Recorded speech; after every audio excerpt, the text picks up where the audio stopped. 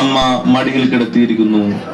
വ്യാകുല വാൾ കൊണ്ട് തുളയ്ക്കപ്പെട്ട ഹൃദയവുമായി തീവ്രവേദനയിലും ദൈവ തിരുമനസ്സിന് കീഴ്വഴങ്ങി നിൽക്കുന്ന മറിയത്തിന്റെ മാതൃവദനവും പിതാവിന്റെ അഭിഷ്ടപ്രകാരം എല്ലാം പൂർത്തിയായി എന്ന ആത്മസംതൃപ്തിയോടെ കിടക്കുന്ന മകന്റെ മുഖഭാവവും അമ്മയും മകനും മുഖത്തോട് മുഖം. ആ രംഗമാണ് വ്യാകുലാംബിക